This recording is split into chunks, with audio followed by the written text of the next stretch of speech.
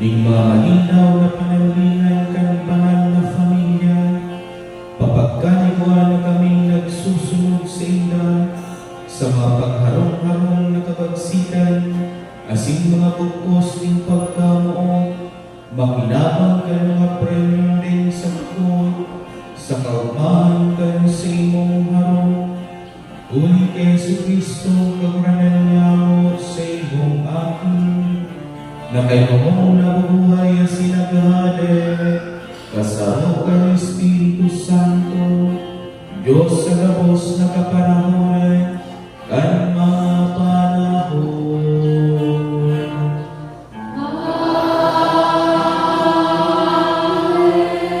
Matugaw po para sa liturgia, kanta tahan.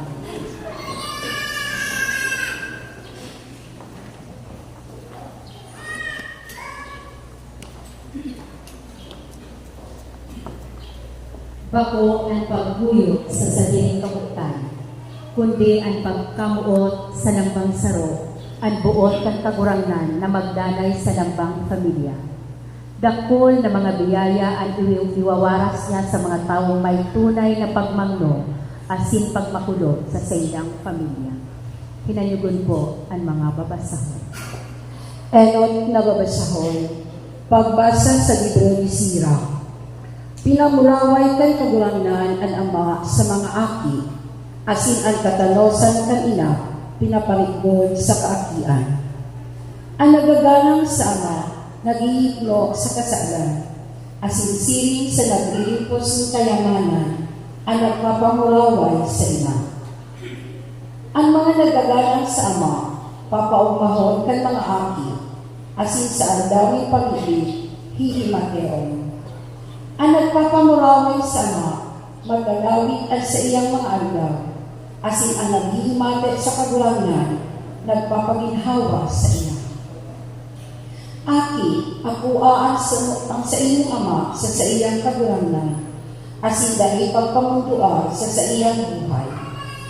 Kung inuulian na, damanin yung pagsabot, asin sa iyong mong puso, dahil ka sa iya magkulang ng pagara. Ang nagiging herap sa ama, dahil malilinawan. Asin para sa inyong mga kasaklan, ibibilang na sa inyong kabayadan. Tadaramo kan kagurangnan. Salamat sa Diyos.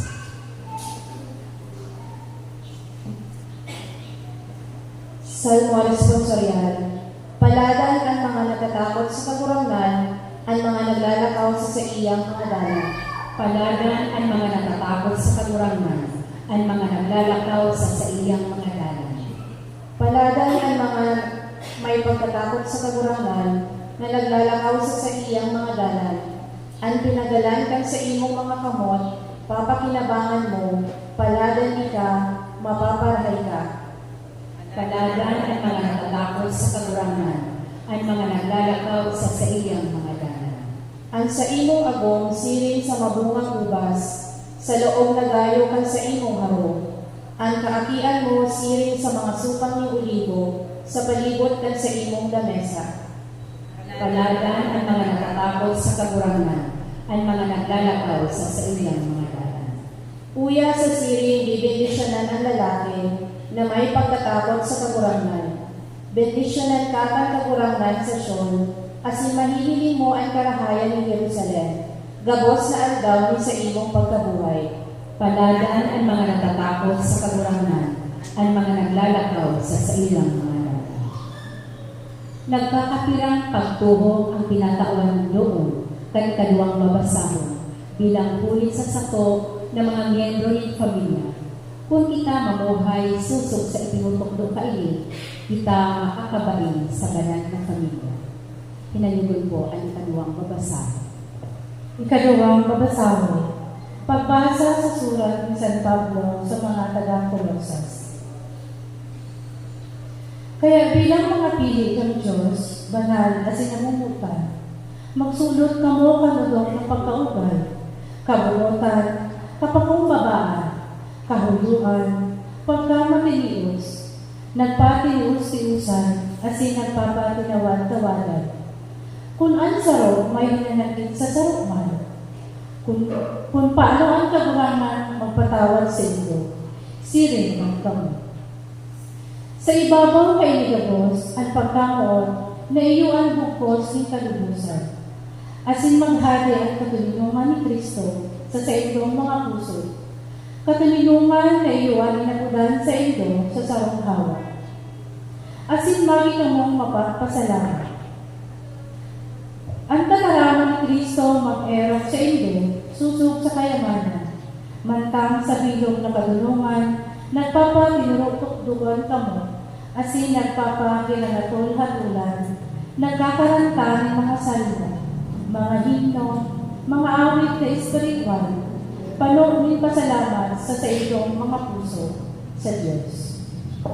Asin kung igwa ka mo ng anuman na higipon sa tataramon o sa gawin, gabos gibuha sa ngaran kang kagurangan Jesus, pinapasalamatan ang Diyos Ama tuli sa iya. Mga agong na babae, magpasakop ka mo sa saindong mga agong na lalaki, siring sa dapat sa kagurangan. Mga agong na lalaki, kamang kaninduan sa indong mga agong na babae, dahil ka mo magpakapait sa inda. Mga aki, magpuyog ka mo sa indong mga maguhang sa gabos na bagay. Kakagaya-gaya iyan sa kagurangan. Mga ama, dahil pagpauyaman sa indong mga aki, tanganin dahil mawalan ko. Tataramang at kagurangan. Salamat sa Diyos. Matindupan ko sa